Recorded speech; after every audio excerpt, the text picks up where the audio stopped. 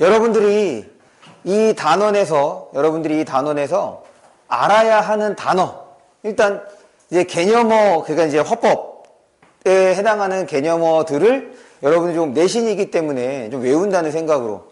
우리 1학년 때 생각을 해봐. 1학년 때 우리 단답형, 서술형 문제에서 되게 기본적인 것들을 물었잖아.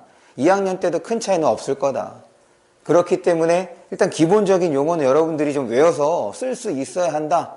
이렇게 좀 생각해 주신다면 지금 우리 학습 목표를 통해서 여러분들이 기억해야 될 단어 첫 번째 사회적 의사소통 행위라는 단어, 그 다음에 자아성장, 그리고 공동체 발전, 이런 것이 어떤 상황과 관련되는지, 그리고 맥락에는 어떤 것들이 있는지 여러분들이 알아야 되는 거야.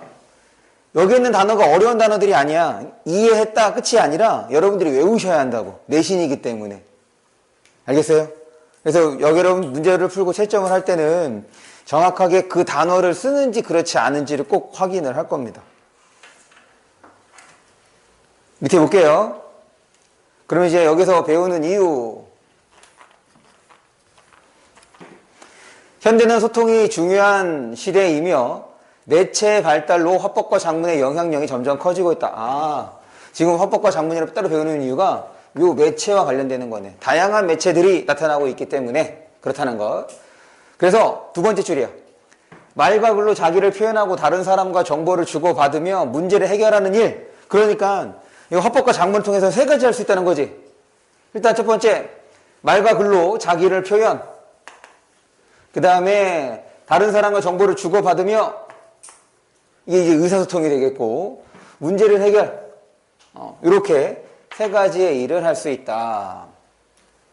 계속해서 다른 사람과 원활하게 의사소통을 하고 공동체의 문제를 해결하기 위해서는 화법과 작문의 특성과 기능을 이해하고 맥락을 고려하는 일이 필요하다. 그래서 여기에서는 특성 배우고 기능 배우고 맥락을 배웁니다. 그러니까 여기에 해당하는 것이 무엇이 있는지를 여러분들이 따져야겠죠. 그리고 그것도 여러분들 기억에 담아주시고, 다시 내용이 어렵지 않아. 내용이 어렵지 않기 때문에 기본적인 것들에 대해서 여러분들이 철저하게 좀 익히는 것이 필요합니다. 그러니까 화법과 작문은 이게 막 정말 소수점 이렇게 해서 막 갈릴 거란 말이야. 문제가 어렵지 않아서. 아직까지 뭐 외부 지문 이런 얘기가 없잖아. 그러니까 사실 외부 지문이 안 들어갈 수는 없어요. 그렇게 좀 생각을 해주시면 됩니다.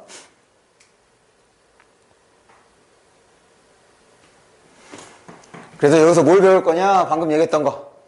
이 단원에서는 사회적 의사소통 행위. 사실 우리가 이제 얘기를 하거나 글을 쓰거나 하면 1차적 의사소통은 누구랑 벌어지는 거야. 글을 쓴다라고 하면 독자랑 그 다음에 글 쓴 사람, 작가와의 이제 의사소통이 벌어지고, 그것보다 좀 더 큰 개념이 사회적 의사소통 행위가 된다는 것.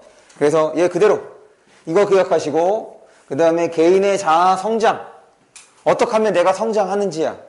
그 다음에 공동체 발전의 이바지가 되는지, 그리고 아까 얘기했던 것처럼 맥락, 아까 그 맥락에 뭐가 있는지, 요 두 개가 이제 맥락이 되는 거죠. 그래서 상황 맥락, 그 다음에 사회 문화적 맥락, 요거 여러분들이 구분할 수 있어야겠다.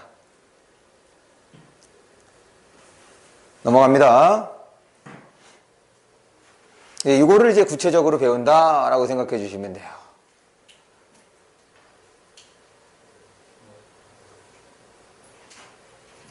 그래서 12쪽을 보시면 지금 요 첫 번째 단원에서 우리가 배울 내용이 나옵니다. 우리가 다 동그랗게 쳤던 거잖아. 사회적 의사소통이 무엇인지, 그 다음에 자아성장과 공동체 발전이 어떻게 화법과 작문을 통해서 이루어지는지를 이제 구체적인 내용을 통해서 확인을 한다. 먼저 첫 번째, 작문의 특성과 기능을 살펴볼게요. 본문을 읽으면서. 우리는 일상생활에서 많은 시간을 말하고 듣고 쓰는 활동을 하면서 보낸다. 화법과 작문은 말하고 듣고 쓰는 일과 관련된 의사소통 활동으로 여기까지 문제없어. 표현 수단은 다르지만, 이거 기억하셔야죠. 표현 수단은 다르지만, 우리가 지난번까지 화법과 작문 수업을 했잖아. 과정은 똑같다 그랬어. 뭐만 다르다. 표현 방법, 표현 수단이 다르다. 그래서 화법은 뭘로 해? 표현 수단이 뭐야? 말. 그리고 작문은 글. 문자가 되는 거지.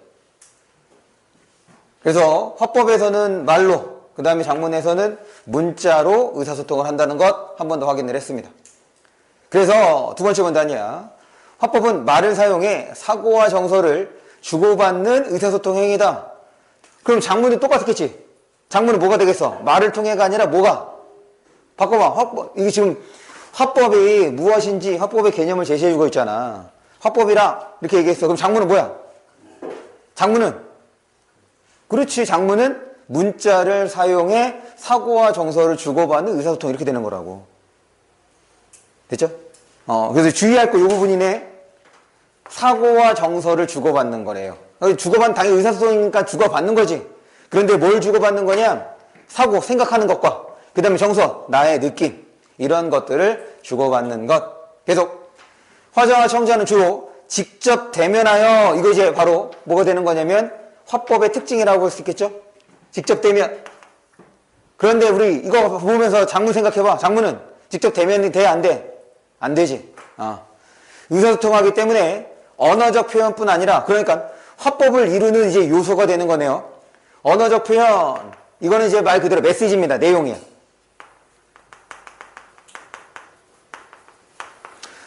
언어뿐 아니라 목소리. 우리 이제 1학년 때도 그렇고 2학년 때도 그렇고 뭐라고 배웠던 거냐면 반언어적 표현으로 배웠던 거지. 그거를 지금 우리 교과서에서는 뭐로? 준언어적 표현으로 용어가 바뀌었습니다. 주의하세요.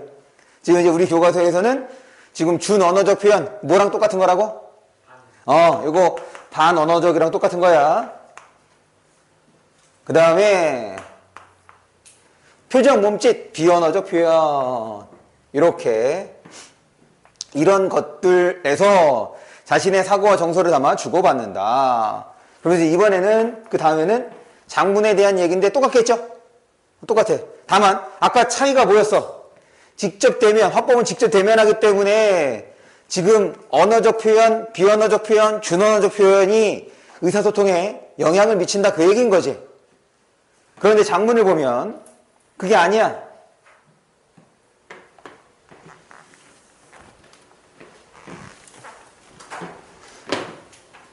장문은 문자를 사용해 자신의 사고와 정서를 표현하는 의사소통 행위로 화법과 달리 봐. 앞에서 화법 뭐였는데?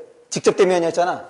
필자와 독자가 시간과 공간을 공유하지 않는 경우 직접 대면이 아니다. 직접 대면이 아니다. 경우가 대부분이기 때문에 장문을 잘 읽어봐. 의사소통 행위라기보다는 실제 일방적 행위라고 생각하기 쉽다 하지만 그러면 일방적 행위가 아니라는 얘기죠. 그렇죠? 일방적 행위가 아니라는 겁니다. 그러면 왜 일방적 행위가 아닌지 설명하는 거야. 우리가 글을 쓸 때 어떻게 하는지 생각해보자. 글을 읽게 될 독자를 머릿속에 떠올리며 독자를 어떻게 글로 초대할지. 그러니까 우리가 글을 쓸 때 항상 누구를 상정하고 글을 쓰기 때문에. 그렇지. 독자를 상정하고 글을 쓰기 때문에 지금 일방적이지 않다라는 얘기입니다. 이것을 보아 장문 역시 필자와 독자가 장문 역시 필자 독자가 상호작용하는 행위. 그러니까 화법도 당연히 뭐라 했어? 화자와 청자가 어떻게 하는 거야? 화자와 청자가 이거 역시라고 했으니까 그렇지 상호작용하는 행위다 이렇게 정리하면 되겠죠? 일방적이지 않다라는 얘기인 거야. 그 일방적이지 않다가 바로 뭐가 되는 거냐면 양방향이다 혹은 쌍방향이다 이렇게 되는 거지.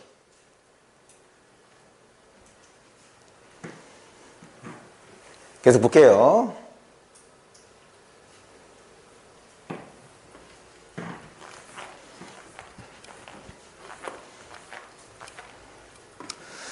화자나 필자는 자신이 속한 사회의 상황과 사회 문화적 요구를 말이나 글에 반영한다. 예컨대 요즘 우리 사회에서 관심이 높은 인구 문제에 관한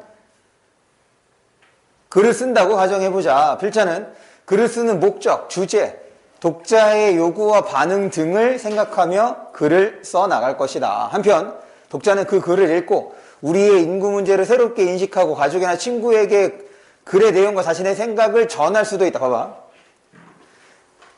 이 과정에서 우리나라 인구 문제에 관한 사회적 관심이 확장되고 이 부분이 이제 중요한 거야. 확장되고 고령화 사회를 문제 극복하기 위해 장려하자. 무슨 말이냐면 지금 우리가 글을 읽는다 라고 하면 1차적인 도훈아, 1차적인 의사소통은 누구랑 이루어지는 거겠어? 우리가 글을 읽는다고 하면 글을 당연히 글 쓰는 사람과의 이제 의사소통이 되는 거지. 이해했어? 그래서 글을 읽고 우리의 인구 문제를 새롭게 인식하고 이거는 누구의 몫인 거야? 새롭게 인식한다는 얘기는 1차 독자의 몫인 거죠. 지금 이 내용을 가족이나 친구에게 글의 내용과 자신의 생각을 전할 수도 있다. 그럼 이게 뭐가 되는 거야? 이게 지금 1차라고 하면 1차 소통이라고 하면 여기는 이제 2차 소통이라고 할 수가 있는 거지.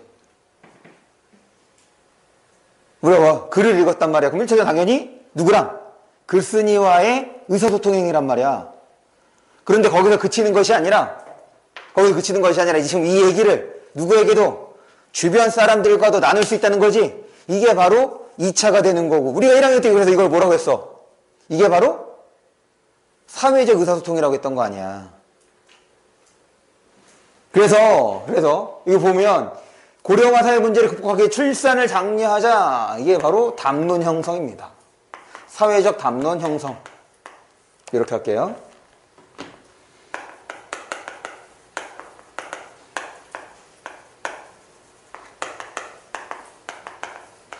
이게 바로 뭐라? 이게 사회적 담론 형성하는 그 과정이 바로 사회적 붙였어야지. 의사소통이라는 거야. 그래서 그가 같이 사회 구성원들이 두루 참여하는 것이 바로 사회적 의사소통이라는 거야. 그래서 이것이 사회적 의사소통이다. 그냥 나에서만 머무는 것이 아니라 내가 알고 있는 것을 어떻게 한다는 거야? 주변으로 확장해 나가는 것이 사회적 의사소통. 됐습니까? 봐봐. 지금 여기서 사회적 의사소통으로 확장이 돼서 지금 우리 사회의 문제를 뭐 한 거야? 뭐 하자는 거야? 개선, 해결하자는 거지. 그러니까 앞에서 뭐였어? 자아성적은 아직 안 나왔어? 뭘 할 수 있어? 공동체가? 그렇지, 발전할 수 있는 거지. 됐어요? 계속 봅니다.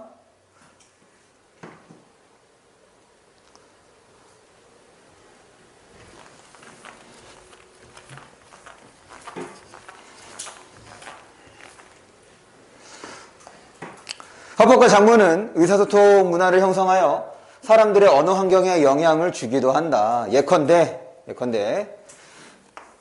전통사회에서는 말을 아끼는 것을 미덕으로 여겼지만 현대사회에서는 사회 문제나 갈등을 해결하기 위해 토론이나 토의 협상에 참여하여 적극적으로 의사소통을 한다. 지금 언어 환경, 의사소통 문화를 형성하여 언어 환경에 영향을 준다. 지금 이 의사소통 문화 형성과 관련돼서 과거는 말을 아끼는 것에서 지금 여기에서는 적극적으로 의사소통하는 것으로 바뀌었다라는 얘기지.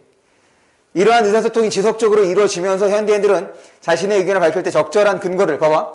이렇게 의사소통 문화가 문화가 달라진 거지.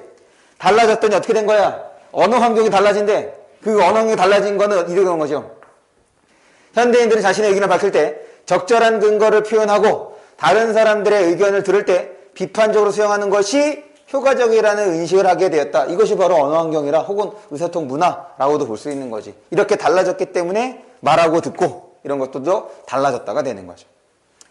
이와 같이 화법과 장문은 개인적 의사소통 행위를 넘어선 사회적 의사소통 행위이기 때문에 그러니까 당연히 이건 1차지. 첫 번째로 이루어지고 그 다음에 이렇게 이루어지게 되는 거야.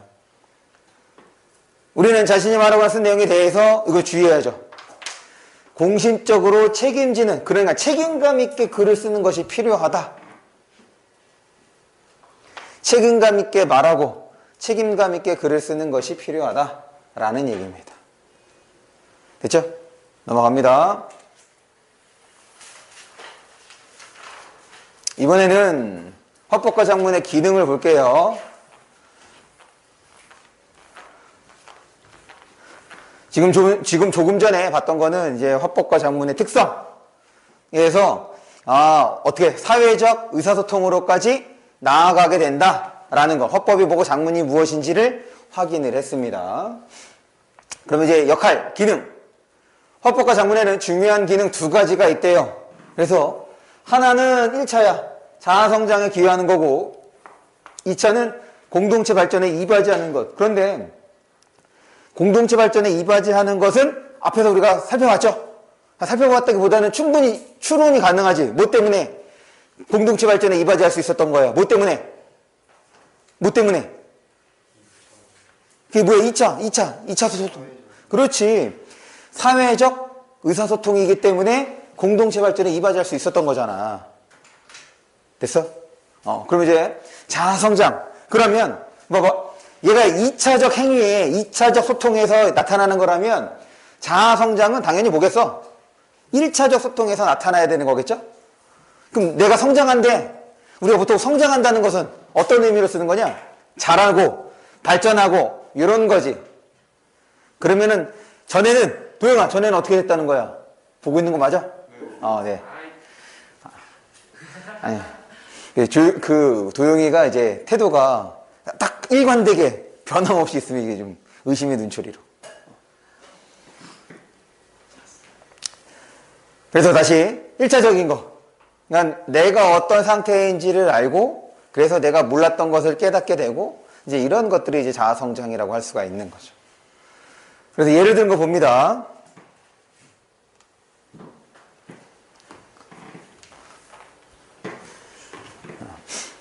이렇게 일기 쓰면은 우리나라는 좋은 나라가 될 거예요. 이거 진짜야. 우리 정말 전 인류가 평화롭게 지낼 수 있지 않을까? 이런 일기를 쓴다면. 봐봐. 그날 일을 떠올리면서 일기를 쓴다. 그러니까 이제 글쓰기인 거지. 그리고 땡땡, 오늘 수행평가를 준비하면 친구들이 이런 말을 했다. 예준아, 우리도 좀 배려해줬으면 좋겠어. 그동안 내 나름대로 친구들을 배려했다고 생각했는데 친구들이 왜 이런 이야기를 할까? 나쁜 뜻이 있었던 것은 아닌데 때로는 내 위주로 반성했었나 보다. 바로 이게 뭐인 거야? 일기를 쓰면서 뭐 하게 돼? 반성을 하게 돼. 자신을 돌아보는 거지. 반성 혹은 성찰이라고도 할 수 있겠죠?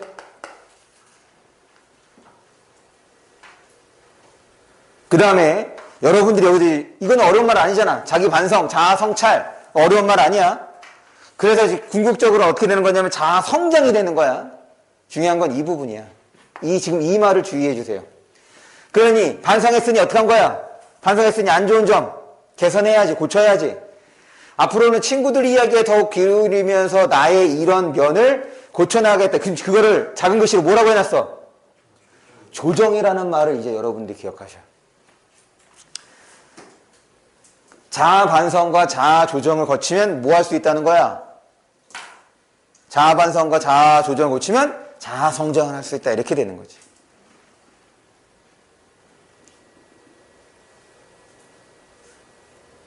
계속. 그래서 이제 반성했어. 그래서 이제 이튿날 아침에 친구들한테 사과를 했어. 얘들아 어제는 미안했어. 야, 그런데 이게 참 그래. 야, 우리 좀 배려해줬으면 좋겠어. 밑도 끝도 없이 이렇게 얘기하면 이 새끼 뭔가야. 솔직히 안 그러겠어? 대단한 거지. 그럼에도 불구하고 배려해줬으면 좋겠어. 그 말에 바로 사과를 하잖아. 봐봐. 그럼 지구는 평화로울 수밖에 없어. 이런 일기를 써봐. 그러면 모두가 친구가 되고 다 그러는 거지 뭐. 그치? 여기 진짜 참 밑도 끝도 없어. 네. 그러면서 어떻게 됐어? 관계가 지금 좋아졌지. 그 다음이 중요한 거야. 볼게요. 위사례에는 개인 내적 차원의 의사소통과 개인과 개인 차원의 의사소통이 나타난다. 개인 내적 차원의 의사소통? 그러니까 지금 의사소통을 되게 세분해서 보고 있는 거죠. 그러니까 처음에는 어떻게, 지금 앞에서 받은 거는 이거였잖아. 1차적인 거로 물어본 거야. 필자와 청자와의 관계로, 그러니까 필자와 독자의 관계 혹은 화자와 청자의 관계를 보고 그러고 난 다음에 청자나 독자가 주변으로 넓혀가는 거였지. 그렇게 해서 사회적이 됐단 말이야. 근데 여기서는 그 전에 무엇을 할 수 있다는 거야? 자기 자신하고도 의사소통할 수 있다는 얘기인 거죠. 그래서 개인 내적 차원의 의사소통 아까 일기 쓰면서 확인했던 거죠. 그거 뭐였어? 의사소통 뭐 성찰과 그 다음에 조정을 했던 거지. 아이고 미안. 여기에는 단어로 쓸게. 여기에서 지금 반성과 조정을 했습니다. 개인과 개인 차원의 의사소통이 나타난다. 이게 지금 우리 두 번째 그 상황인 거죠. 개인 내적 차원의 의사소통은 개인의 자아를 인식하고 관리하며 개인 내적 의사소통에 대해서 남들이 자신을 바라보는 것을 인식하고 중요한 거는 조정인 거야. 예주는 그동안 자신이 남을 배려하는 사람이라고 인식해왔지만 친구들의 말을 듣고 자신에게 배려심이 부족하다는 사실을 알게 되었다. 착한 애야. 그리고 앞으로 친구들을 좀 더 배려하는 사람이 되겠다고 자아를 조정한다. 이처럼 자기 내면과 대화를 하면 자아 성장에 도움이 되고 긍정적 자기 정체성도 가질 수 있다. 나만의 아이덴티티가 생긴다는 얘기인 거죠. 뭐 하면? 개인 내적 차원의 의사소통을 하면. 그러니까 1차적으로 여러분들이 뭐가 필요한 거야? 나에 대해서. 그래서 수업 중에도 여러 번 얘기하잖아. 일단 여러분들이 여러분들에 대해서 알고 있고 그 두 번째로는 나를 둘러싼 세계에 대해서 알아야 무언가 방안이 나오는 거야. 일단 자기 자신에 대해서 알아야 된다라는 얘기인 거지 뭐. 넘어갑니다.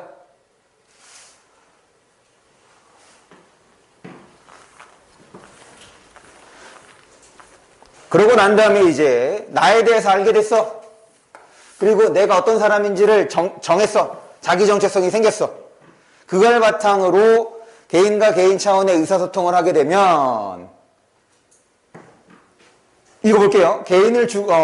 소통은 언어를 주고받으며 화자와 청자, 필자와 독자 간의 의미나 가치, 태도, 믿음 등을 공유하는 과정인데 예주는 친구들에게 사과를 하고 친구들 역시 예진을 격려하며 수행평가를 잘하자고 한다. 이처럼 화법과 작문을 활용해 의사소통을 하면 문제나 갈등을 해소할 수 있고 그러니까 지금 여기서는 개인과 개인 간의 문제를 할 때 보는 거지 여기서는 개인과 개인 간의 문제나 갈등이 되는 거야.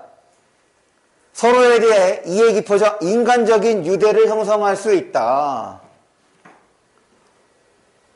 개인과 개인 간의 문제 해결이 되는 거죠. 더 나아가 공동체의 문제 해결에 도움이 되고 공동체 발전에 기여할 수 있는데 아까 얘기했던 거 이제 뭐가 되는 거야? 사회적 의사소통을 하게 되면 이제 이렇게도 될 수 있다라는 거지. 담론 형성. 근데 여기에서는 사회적 의사소통을 이제 1대 다수로 하고 있는 예를 들어서 흑인 인권 운동 지도자인 넬슨 만델라의 연설의 사례를 들고 있습니다. 수많은 사람들의 마음을 움직이고 행동을 변화시켜 남아프리카 공화국에서 인종차별 정책이 폐지하는데 큰 역할을 했다. 그러니까 사회의 문제를 해결했던 거죠. 됐습니까?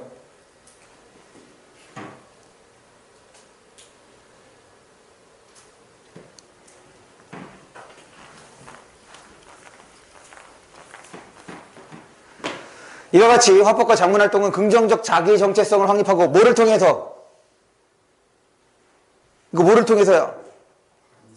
개인 내적 의사소통이 되는 거지. 그 다음에 다른 사람과 원만한 인간관계를 맺어 개인과 개인의 의사소통.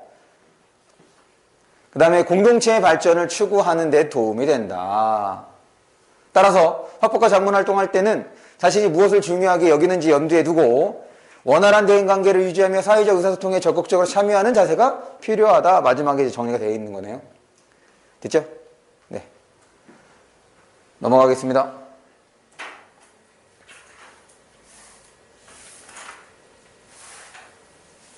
이제 학습 활동을 좀 보면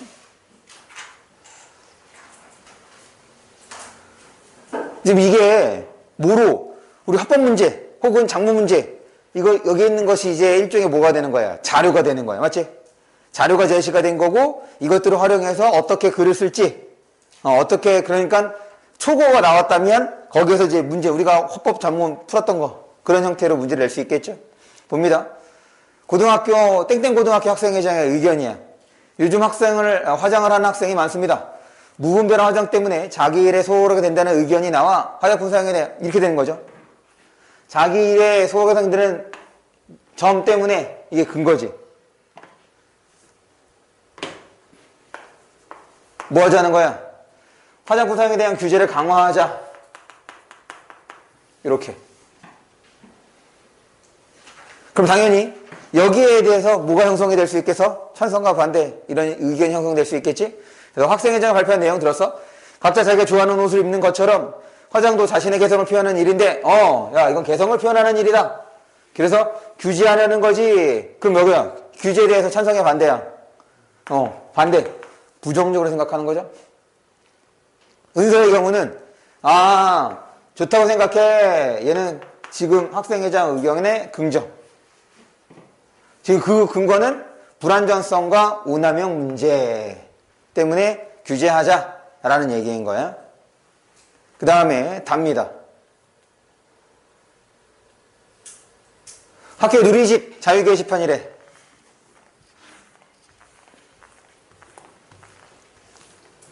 이서연, 유대감이 중요한데 소외될지도 몰라요. 이거 근거로 뭐 하자는 거야? 화장하자. 화장해도 된다. 라는 얘기인 거지. 그래서 얘는 지금 앞에 의견에 부정하는 거죠. 규제하지 말자라는 뜻이야. 그 다음에 김주의 경우는 색조 화장은 피부 건강을 해칠 수 있어요.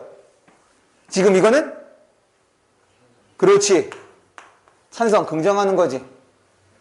그거 뭐야? 그거 생각해야 돼? 이거 규제하자는 겁니다, 일단. 그 다음에 이런 약부모, 쓰다 보면 외모를 최고로 여기는 잘못된 가치관. 잘못된 가치관. 그러니, 뭐 하자는 거야? 규제하자는 얘기인 거지. 그러니까 얘도, 그렇지, 긍정. 수아 엄마는, 청소년 화장은 심하지만 않다면, 허용해도 좋다고, 심하지만 않다면, 그 얘는 부정이 되는 거고. 지금 이제 이것이 바로 이제 뭐가 된다고 볼 수 있어. 지금 봐. 처음에는 학교 주변, 그러니까 학교 이내의 학생들만 서로 대화를 했던 거죠. 그런데 지금 누리집을 통해서 어떻게 됐어? 이것이 범위가 학부모까지 넓어졌잖아. 그럼 이게 바로 뭐라고 볼 수 있는 거야? 이게 사회적 의사소통이라고 볼 수 있는 거지.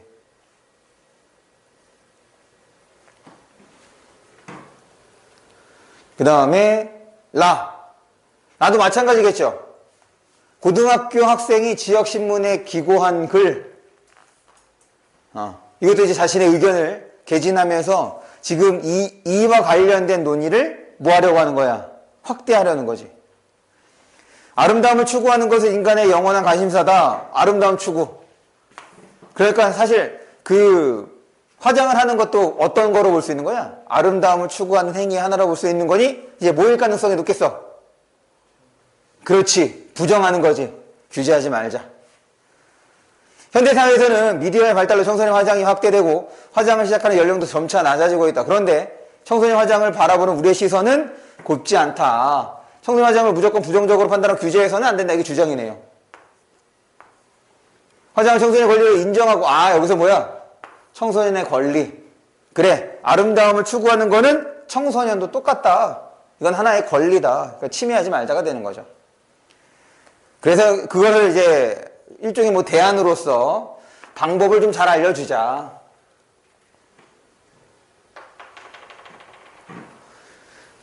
맞아.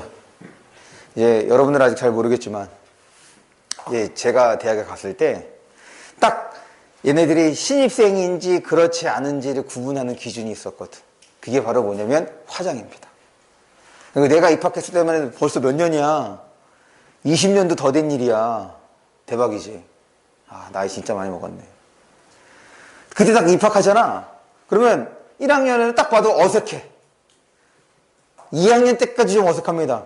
그러면 이제 화장의 기술이 어느 정도 숙달이 된 3학년 때부터 그래서 일단 신입생을 구분하는 방법은 화장을 잘하느냐 잘하지 못하느냐예요. 근데 지금은 엄청 잘해. 지금 대학생들이 아니라 지금은 중고등학생이 엄청 잘해서 이제 구월동 여기에서는 주로 부평 가나? 인천의 중심지 부평이나 혹은 구월동 이거 아니야? 너희들 그런데 안 가? 그냥 청라에서 다 노나? 우리 여기서도 마찬가지야. 보면 사실 20대 후반은 조금 그래도 이제 나이 먹은 티가 좀 나는데 이 초중반은 전혀 구분이 안 되겠더라고. 20대 초중반이 뭐야? 얘가 고등학생인지 성인인지도 구분이 안 돼. 화장을 엄청나게 잘해서. 사실 뭐 이 영상을 이제 그 친구들이 보진 않겠죠? 오늘 이제 고3이 상담하러 왔거든. 고3인 줄 몰랐어. 고3이라고 얘기를 하니까 알았지. 화장을 이제 정말 기가 막히게 하더라고, 기가 막히게. 근데 세 명이 왔는데, 3명 중에서 이제 고민하는 친구는 1명이었다고 2명은 이제 아니었는데, 3명 다 이제 매력 있게 생겼더라고. 요새는 이제 예쁘다라고 얘기하면 안 돼요. 아시죠? 허니한테 소개해줘. 안 돼. 허니 서양이 있잖아. 세미한테 소개해. 뭐 어쨌든 뭐 우리 집 꼬맹이도 이제 어디 뭐 학원 가고 그러면 화장을 하고 갑니다. 화장을 하고 이제 그러느니 하는 것이지. 몇 살이네요? 올해 고1 돼요. 허니 드레스 너무 모르는 거야. 허니 드레스입니다. 계속 봅니다. 이름 뭐지? 나 우리 알지. 내가 힌트 줄까? 그래서 지금 요 다음 페이지 요 다음 페이지 한번 읽어보시면 돼요. 제가 방금 다 얘기했던 거 있죠? 규제 강화에 대해서 찬성하는 거 반대하는 거 다 지금 간단하게 확인을 하면서 봤습니다. 읽어주시면 돼요. 넘어가서 이거 3번 4번만 좀 볼까요? 4번 가로 4번 헌법과 장문이 왜 사회적 의사통 행위인지 친구가 논의해보자. 그래서 결국 첫 번째 줄이죠. 사용 규제에 대한 논의가 학생, 학부모, 지역 등으로 확대해가고 있기 때문에 그래서 사회적 의사소통 행위다 라는 얘기다. 넘어갈게요. 오늘 언제 끝나요? 오늘 똑같이 10시에 끝납니다. 이것만 10시요? 그래요. 뭐 어떻게 1시간 반 할 줄 알았어? 왜 1시간 반이야? 옛날에 1시간 그렇지. 옛날에는 그랬죠. 첫 시간에 첫 시간에 맞아. 그리고 다음 다음부터 이제 문제 푸는 것까지 네 그렇게 했죠. 봅니다. 하면 안 돼요? 안 돼요. 작가 최성학과 면담한 내용을 바탕으로 헌법과 장문의 기능을 알아보자. 여기는 쉬었다가 하죠.